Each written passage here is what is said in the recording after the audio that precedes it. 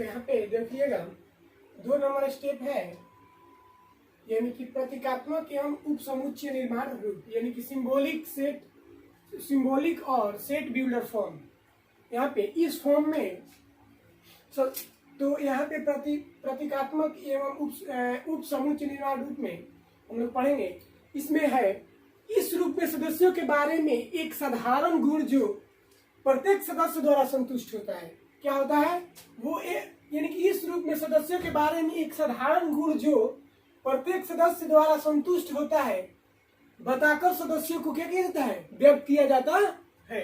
इसके लिए हम लोग मझोले कोष्ठ के अंदर एक चर यानी x को लिखकर एक तिरछी लकीर यानी कॉलन को देकर पुनः चर x लिखकर और कॉमा देकर चर के उस गुण को लिखा जाता है। ठीक है, जो समुच्चय में प्रत्येक अवयव द्वारा क्या होता है, संतुष्ट होता है।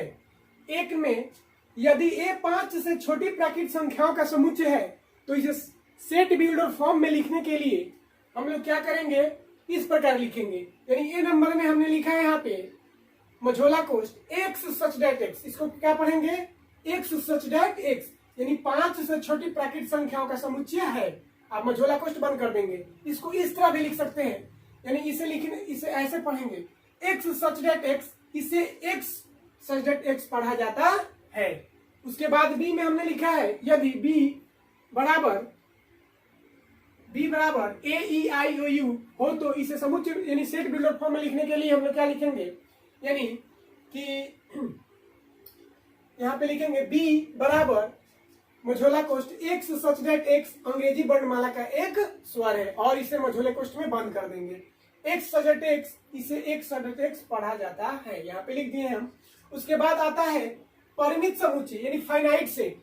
फाइनाइट सेट में आता है जिस समुच्चय में अवयव की संख्या को क्या किया जाता है, गिना जा सकता है या बतलाया जा सकता है, उसे क्या कहते हैं, फाइनाइट सेट कहते हैं, यानी परिमित समुच्चय कहते हैं। एग्जाम्पल हमने लिखा है यहाँ पे, लेट a बराबर 1 2 3, मझोला कोष्ठ 1 2 3, फिर v बराबर 2 4 6 8 10 etc। ऐसे हम लोग लिख सकते हैं। इसमें देखिएगा बाबू, यहाँ पे 1 2 3, इसमें को एलिमेंट है 3 गो, तो बाबू नंबर ऑफ a बराबर क्या लिखेंगे, 3। नंबर ऑफ a बराबर क्या लिख सकते हैं, 3। नंबर ऑफ v बराबर क्या लिख सकते हैं, 1 2 3 4 5। एक नंबर b बराबर 5, ऐसे भी लिख सकते हैं। लेकिन हमको हाँ, इसमें पता चल रहा है कितने, यानी कि इसमें एलिमेंट है, तो इसमें पता चल रहा है तो हम लोग क्या कहेंगे, इसको परिमित समुच्चय कहेंगे, जिसको हम लोग काउंटिंग कर सकते हैं।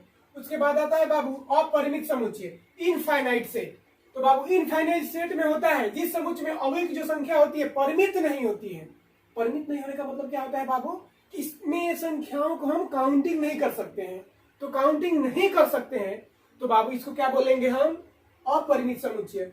तो बाबू यहाँ पे हमने माना है लेट a बराबर, देख लीजिएगा यहाँ पे बाबू, लेट a बराबर माना कि a बराबर 1 2 3 4 dot dot dot dot infinite तक। वो कहां तक जाएगा बाबू, इनफाइनाइट तक, इसको कोई अंत नहीं होगा। तो बाबू इसको क्या बोलेंगे कि ये कौन सा सेट है बाबू, तो इनफाइनाइट सेट, यानी कि लेट z बराबर सभी धन पूर्णांकों का समुच्चय, लेट z बराबर सभी धन पूर्णांकों का समुच्चय। तो बाबू सभी पूर्णांकों का समुच्चय में b बराबर यहाँ पे हमने लिख दिया है डैश डैश डैश -3 -2 उसके -1 1 2 डॉट डॉट डॉट इनफाइनाइट तक। ठीक है ना बाबू, तो ये क्या है, अपरिमित समुच्चय है। अब कह रहा है कि परिमित समुच्चय में अवयव की संख्या यानी cardinal number of finite set. तो बाबू cardinal number of finite set यानी कि परिमित समुच्चय में अवयव की संख्या कितनी है, इसको हम लोग जानने के लिए, मतलब इसको लिखने के लिए हम कैसे लिखेंगे। तो बाबू यहाँ पे पहले हमने डिफिनेशन दिया है कि समुच्चय में अवयव की संख्या, किसी समुच्चय में ए अवयव की संख्या समुच्चय ए का क्या कहलाता है, कार्डिनल नंबर कहलाता है। तो बाबू किसी समुच्चय में अगर अवयव की संख्या जितनी होती है ना, वही क्या कहलाती है, कार्डिनल नंबर कहलाती है। और इसे नंबर ऑफ ए से सूचित करते हैं बाबू, इसे किसे सूचित करते हैं, तो नंबर ऑफ ए से सूचित करते हैं या डिनोट करते हैं। तो एग्जाम्पल हमने लिखा है लेट ए बराबर 1 2 3 4, तो बाबू कितने एलिमेंट्स हैं इसमें, तो नंबर ऑफ ए बराबर 4। गिन लीजिए बाबू 1 2 3 4, ठीक है। उसके बाद आता है बाबू समतुल्य, यानी कि बाबू समतुल्य समुच्चय को बोलते हैं इंग्लिश में इक्विवेलेंट सेट्स। इक्विवेलेंट सेट में इक्विवेलेंट सेट में आता है बाबू यहाँ पे जब दो समुच्चय ए और बी में दो अवयवों की संख्या क्या होती है, समान होती है। जब दो को समुच्चय दिया रहेगा, जैसे लेट ए बराबर 1 2 3 4 और लेट बी बराबर 2 4 6 8, तो बाबू इसमें हम लोग देखेंगे कि दोनों में अवयव, देखिए अवयव कितना हो सके यहाँ पे, लेकिन उसमें एलिमेंट्स जो होंगे ना एकदम समान होंगे। यानी कि इसमें अगर 2 हैं तो उसमें भी 2 होंगे, इसमें 4 है तो उसमें भी 4 होंगे। यानी कि दोनों सेटों में जो समुच्चय जो एलिमेंटों की जो संख्या होगी वो क्या होगी, समान होगी। तो देख लीजिए यहाँ पे वो चाहे चर में लिखा जा सकता है या अचर में लिखा, किसी भी संख्या में वो लिखा जा सकता है। तो जैसे नंबर ऑफ ए बराबर यहाँ पे लिखे हम 2 4 6 8, तो बाबू 2 4 6 8, अब बी बराबर ए ई आई ओ, बस इसमें भी 4 है और इसमें भी 4 है, दोनों में नंबर ऑफ ए बराबर क्या है 4, यानी कि दोनों में नंबर ऑफ ए बराबर 4, इसमें भी नंबर ऑफ बी बराबर 4, यानी कि नंबर ऑफ ए बराबर नंबर ऑफ बी।